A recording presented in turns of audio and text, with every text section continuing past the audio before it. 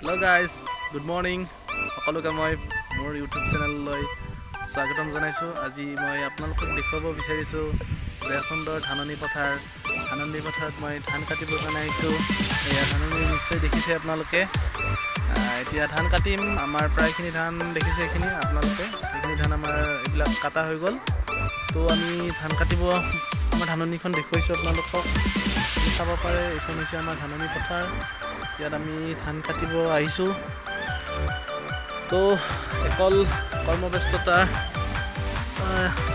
ধাননি পথাৰতো সমান্তৰালভাৱে ব্যস্ত হৈ গৈছোঁ। বেলেগ কৰ্মৰ মাজেৰে ব্যৱসায়ৰ মাজেৰে যিহেতু আগুৱাই গৈ আছোঁ, তাৰ লগতে সমান্তৰালভাৱে খেতিৰ লগতো কম বেছি পৰিমাণে টাইম দিব লগা হৈছে।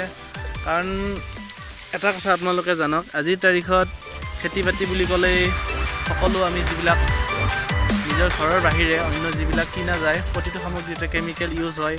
আৰু সেই কেমিকেলে আমাৰ শৰীৰত কেনেধৰণে প্ৰভাৱ পেলায়, আমাৰ শৰীৰটো বেমাৰী বা ৰোগীয়া কৰি দিছে, নিশ্চয় আপোনালোকে সকলোৱে গম পায়।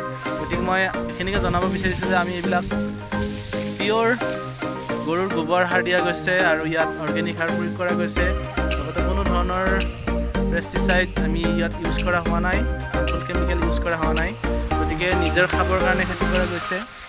আপোনালোকে চাব পাৰে সুন্দৰ আৰু দেখুৱাম মই আপোনালোকক কমপ্লিট ভিডিঅ'টো।